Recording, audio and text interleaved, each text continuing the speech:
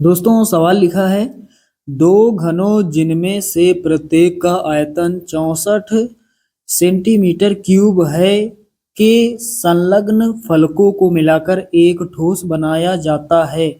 इससे प्राप्त घनाभ का पृष्ठीय क्षेत्रफल ज्ञात कीजिए। तो यहाँ पर घन का आयतन दिया गया है और बताया जा रहा है कि दो घनों को मिलाकर एक घनाभ बनाया जाता है और जो घनाभ बनता है उसका पृष्ठीय क्षेत्रफल ज्ञात कीजिए। तो चलिए दोस्तों हल करते हैं।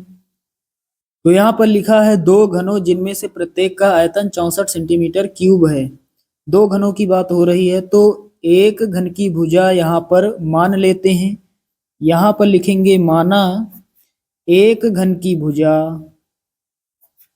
माना एक घन की भुजा बराबर लगाएंगे, बराबर में लिखेंगे ए सेंटीमीटर।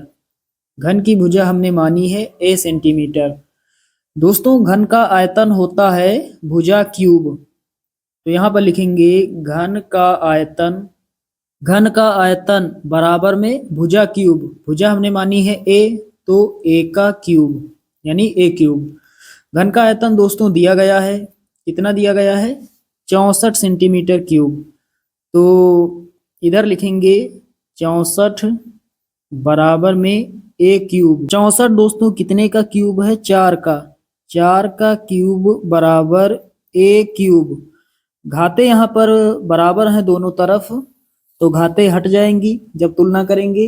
तो ए बराबर कितना हो जाएगा, घात घात के बराबर है तो आधार आधार के बराबर होगा। ए बराबर कितना 4, ए बराबर 4 सेंटीमीटर। तो यहाँ पर दोस्तों हमने एक घन की भुजा निकाल ली है 4 सेंटीमीटर।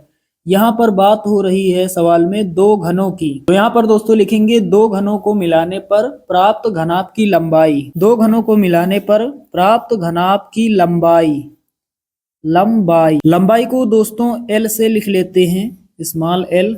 एल बराबर दोस्तों जब दो घनों को मिलाएंगे घनाभ प्राप्त होगा। तो पहले घन की लंबाई 4 सेंटीमीटर प्लस एक और घन है यानी दूसरे घन की लंबाई 4 सेंटीमीटर। 4 प्लस 4 कितना हो जाएगा 8, 8 सेंटीमीटर लंबाई होगी जो हमें घन प्राप्त होगा। यहाँ समझ लेते हैं थोड़ा दोस्तों, यहाँ पर घन के बारे में थोड़ा समझ लेते हैं। दोस्तों घन में लंबाई चौड़ाई और ऊंचाई सभी बराबर होती हैं। मान लेते हैं हमारे पास ये है एक घन, यहाँ बना लेते हैं इस तरह से। तो हमने एक घन बना लिया है, ऊंचाई और ये है लंबाई और ये है चौड़ाई। घन में लंबाई चौड़ाई और ऊंचाई बराबर होती हैं। अगर ऊंचाई 4 सेंटीमीटर है तो लंबाई भी 4 सेंटीमीटर होगी और चौड़ाई भी 4 सेंटीमीटर ही होगी।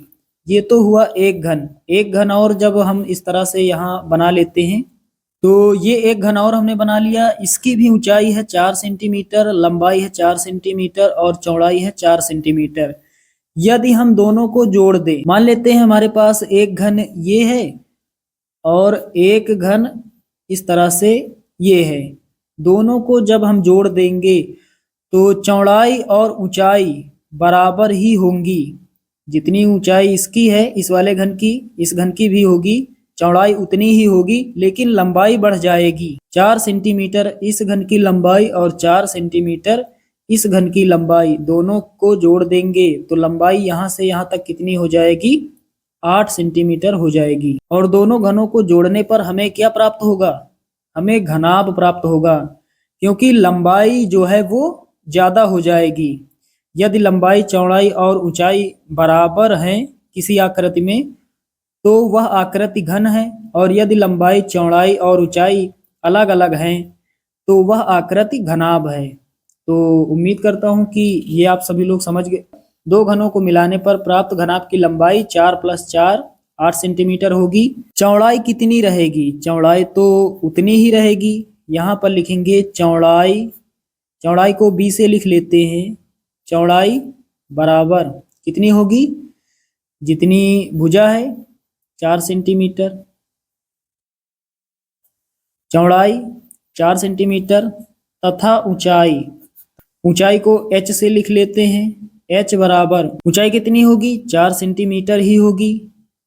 बढ़ जाएगी सिर्फ लंबाई, लंबाई बढ़ जाएगी, बाकी चौड़ाई और ऊंचाई उतनी ही रहेगी।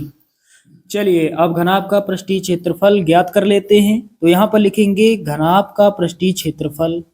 घनाभ का पृष्ठीय क्षेत्रफल होता है, आगे 2 होता है ब्रैकेट में L B plus B H plus L H, 2 into L B plus B H plus L H होता है।